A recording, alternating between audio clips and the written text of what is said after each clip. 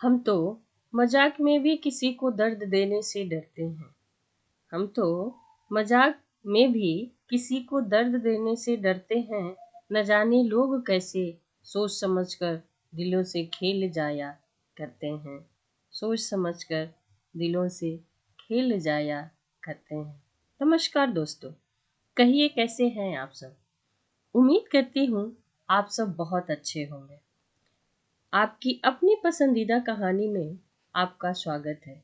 आइए सुनते हैं प्रेमचंद द्वारा लिखित कहानी मोटर के छींटे। आवाज सरोज शर्मा। पंडित जी प्रातःकाल पूजा से निपटकर तिलक लगाकर पीताम्बर पहन खड़ाऊ पांव में डाल बगल में पत्रा दबा हाथ में मोटा सा सत्तू मस्तक पर भंजन से एक जजमान के घर चल दिया। विवाह की साइट बिछानी थी। कम से कम एक कंधार का डॉल था। जलपान ऊपर से। और मेरा जलपान मामूली जलपान नहीं होता है। बाबुओं को तो मुझे निमंत्रित करने की हिम्मत ही नहीं पड़ती है। उनका महीने भर का नाश्ता मेरा एक दिन का जलपान होता है। इस विषय में तो हम अपने सेठों साहूकारों की कायल हैं। ऐसा खिलाते हैं, ऐसा खिलाते हैं और इतने खुले मन से चोला आनंदित हो उठता है।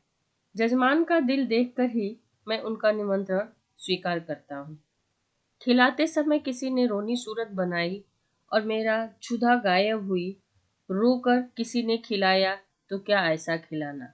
भोजन कम से कम मुझे नहीं पचता। जजमान ऐसा चाहिए कि ललकारता जाए जो लो शास्त्री जी एक बालूशाही और ले लो और खा लो। और मैं कहता जाऊं नहीं जजमान अब बहुत हुआ, अब नहीं। फिर भी वो न माने। रात खूब वर्षा हुई थी। सड़क पर जगह जगह पानी जमा हुआ था। मैं अपने विचारों में मगन चलता जा रहा था कि एक मोटर छप छप करती हुई सामने से निकल गई। मुंह पर छींटे पड़े। जो देखता हूं तो धोती पर मानो किसी ने कीचड़ फेंक कर गंदा कर दिया हो। कपड़े भ्रष्ट हुए वह अलग, देह भ्रष्ट हुई सो अलग, आर्थिक क्षति हुई सो अलग। अगर मोटर वालों को पकड़ पाता तो ऐसी मरम्मत करता कि वे याद करते। मन महसूस कर रह गया। इस वेश में जजमान के घर तो जा नहीं सकता था। अपना घर भी मील भर से कम न था। फिर आने जाने वाले सब मेरी ओर देख देख कर तालियां बजा रहे थे। ऐसी दुर्गति मेरी कभी नहीं हुई थी। अब क्या करोगे मन? घर जाओगे तो पंडिताइन क्या कहेगी? मैंने चटपट अपने कर्तव्य पर निश्चय कर लिया। इधर उधर से 10-12 पत्थर के टुकड़े बटोर लिए और दूसरी मोटर की राह देखने लगा। ब्रह्म तेज सिर पर चढ़ गया था।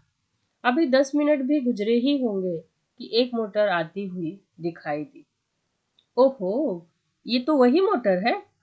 शायद स्वामी को स्टेशन से लेकर लौट रही थी। जो ही समीप आई मैंने एक पत्थर चलाया।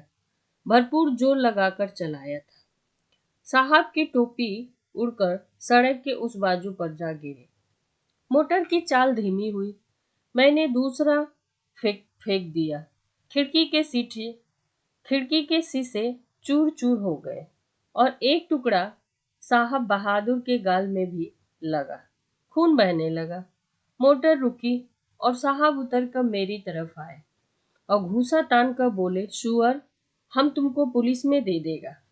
इतना सुनना था कि मैंने पोथी पत्रा जमीन पर फेंके और साहब की कमर पकड़कर अड़ंगी लगाई तो कीचड़ में भद्द से गिर पड़े।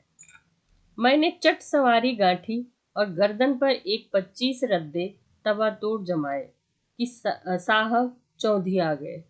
इतने में उनकी पत्नी जी उतर आई। ऊंची एड़ी का जूता पहने हुई थी, रेशमी साड़ी, गालों पर पाउडर, होठों पर रंग, भौं पर स्याही, मुझे छाती से गोदने लगी। मैंने साहब को छोड़ दिया और डंडा संभालता हुआ बोला, देवी जी, आप मर्दों के बीच में ना पड़े। कहीं चोट चपेट आ जाए तो मुझे दुख होगा। साहब ने अवसर पाया तो संभल कर उठे और अपने बूटदार पैरों से मुझे एक ठोकर जमाई। मेरे घुटने में बड़ी चोट लगी। मैंने बौखला कर डंडा उठा लिया। और साहब के पांव में जमा दिया। वह कटे पेड़ की तरह गिर पड़े। मेम साहब छतरी तान कर दौड़ी। मैंने धीरे से उनकी छतरी छीन कर फेंक दी। ड्राइवर अभी तक बैठा था। अब वह भी उतरा और छड़ी लेकर मुझ पर चढ़ पड़ा। मैंने एक डंडा उसके भी जमाया। लौट गया। 50 आदमी तमाशा देखने के लिए जमा हो गए। साहब भूम पर पड़े पड़े बोले, रैस्केल, हम तुमको पुलिस में देगा। मैंने फिर डंडा संभाला और चाहता था कि खोपड़ी पर जमा दो कि साहब ने हाथ जोड़कर कहा, नहीं नहीं बाबा, हम पुलिस में नहीं जाएगा, माफी दे दो। मैंने कहा, हाँ, पुलिस का नाम न लेना, नहीं तो यही खोपड़ी रंग दूंगा। बहुत होगा 6 महीने की सजा हो जाएगी, मगर तुम्हारी आदत छुड़ा दूंगा। मोटर चलाते हो तो छींटे उड़ाते चलते चलो, मारे घमंड के अंधे हो जाते हो। सामने या बगल में कौन जा रहा है इसका कुछ ध्यान ही नहीं रखते हो। एक दर्शक ने आलोचना की, अरे महाराज, मोटर वाले जानबूझकर छींटे थोड़े ही उड़ाते हैं, और जब आदमी लथपथ हो जाता है तो सब उसका तमाशा देखते हैं और खूब हंसते हैं। आपने बड़ा अच्छा किया कि एक को ठीक कर दिया। सुनता है कुछ, जनता क्या कहती है? साहब ने उस आदमी की ओर लाल लाल आंखों से देखकर कहा, तुम झूठ बोलता है, बिल्कुल झूठ बोलता है। मैंने डांटा, अभी तुम्हारी हेकड़ी कम नहीं हुई? आऊं फिर और दूं एक सोटा करके? साहब ने गिघिया कर कहा, अरे नहीं बाबा, सच बोलता है, वह सच ही बोलता है, अब तो खुश हो जाओ। दूसरा दर्शक बोला, अभी जो चाहे कह दें, लेकिन जो ही गाड़ी पर बैठे फिर वही हरकत शुरू कर देते हैं। गाड़ी पर बैठते ही सब अपने को नवाब का नाती समझने लगते हैं। दूसरे महाशय बोले, इससे कहिए थूक कर चाटे। तीसरा सज्जन ने कहा, नहीं, कान पकड़कर उठाइए बैठाइए और माफी मंगवा लीजिए। चौथा बोला, अरे ड्राइवर को भी, ये सब और बदमाश होते हैं। मालदार आदमी घमंड करे तो एक बात है, तुम किस बात पर करते हो? चक्कर हाथ में लिया और आंखों पर पर्दा पड़ जाता है। मैंने यह प्रस्ताव स्वीकार किया। ड्राइवर और मालिक दोनों ही को कान पकड़कर उठाना बैठाना चाहिए। और मेम साहब गिने। सुनो मेम साहब, तुमको गिनना होगा। पूरी 100 बैठकें होंगी, एक भी कम नहीं, और ज्यादा जितनी चाहे हो जाए। 2 आदमियों ने साहब का हाथ पकड़कर उठाया, 2 ने ड्राइवर महोदय को उठाया। ड्राइवर बेचारे की टांग में चोट थी, फिर भी वह बैठकें लगाने लगा। साहब की अकड़ अभी बहुत थी। आप लेट गए और जुलूल बकने लगे। मैं उस समय रुद्र बना हुआ था। दिल में ठान लिया था कि इससे बिना 100 बैठकें लगवाए न छोड़ूंगा। 4 आदमियों को हुक्म दिया कि गाड़ी को ढकेल कर सड़क के नीचे गिरा दो। हुक्म की देर थी। 4 की जगह 50 आदमी लिपट गए और गाड़ी को ढकेलने लगे। वह सड़क बहुत ऊंची थी, दोनों तरफ की जमीन काफी नीचे थी। गाड़ी नीचे गिरती और टूट टूट कर ढेर हो जाती। गाड़ी सड़क के किनारे तक पहुंच चुकी थी कि साहब कांख कर उठ खड़े हुए और बोले, बाबा, गाड़ी को मत तोड़ो, हम उठने बैठने को तैयार हैं। मैंने आदमियों को अलग हट जाने का हुक्म दिया, मगर सबको एक दिल लगी मिल गई थी। किसी ने मेरी ओर ध्यान ही न दिया। लेकिन जब मैं डंडा लेकर उनकी ओर दौड़ा तब सब गाड़ी छोड़कर भागे और साहब ने आंखें बंद करके बैठकें लगानी शुरू कर दी। मैंने 10 बैठकों के बाद मेम साहब से पूछा, कितनी बैठक हुई? मेम साहब ने रोब से जवाब दिया, हम नहीं गिनता। तो इस तरह साहब दिन भर कांखते रहेंगे और मैं न छोड़ूंगा। अगर उनको कुशल से घर ले जाना चाहती हो तो बैठकें गिन दो, मैं इनको रिहा कर दूंगा। साहब ने देखा कि बिना डंडा भोगे जान न बचेगी, तो बैठकें लगाने लगे। 1, 2, 3, 4, 5। सहसा एक दूसरी मोटर आती दिखाई दी। साहब ने देखा और नाक रगड़कर बोले, पंडित जी, आप मेरा बाप है, मुझ पर दया करो, अब हम सभी मोटर पर न बैठेंगे। मुझे भी दया आ गया। बोला, नहीं, मोटर पर बैठने से मैं नहीं रोकता। इतना ही कहता हूँ कि मोटर पर बैठकर भी आदमियों को आदमी समझो।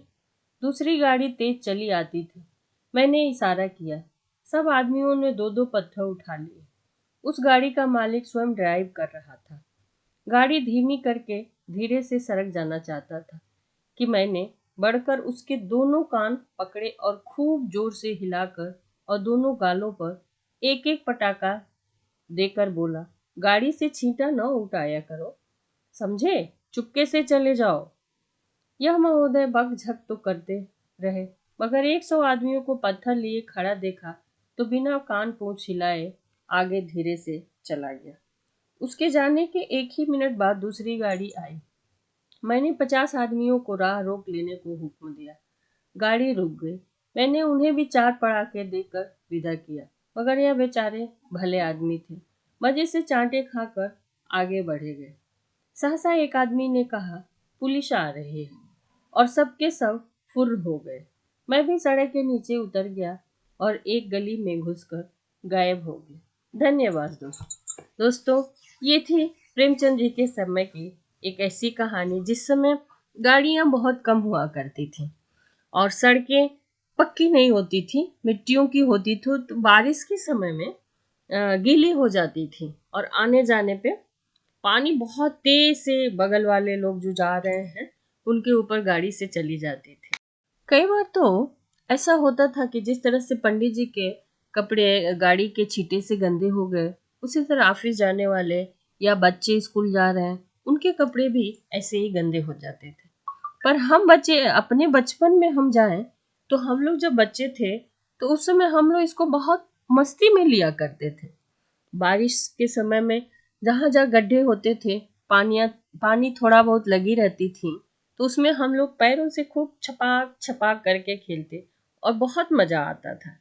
उस समय कपड़े गंदे होने का या माँ के डांट मार का हमें कोई डर नहीं रहता था। तो दोस्तों, कहानी अच्छी लगी हो तो लाइक, कमेंट्स, सब्सक्राइब और शेयर करना ना भूलें। अपना ध्यान रखें। जीवन बड़ा ही अनमोल है। मस्त रहें, सबसे ज्यादा खुश रहें। धन्यवाद।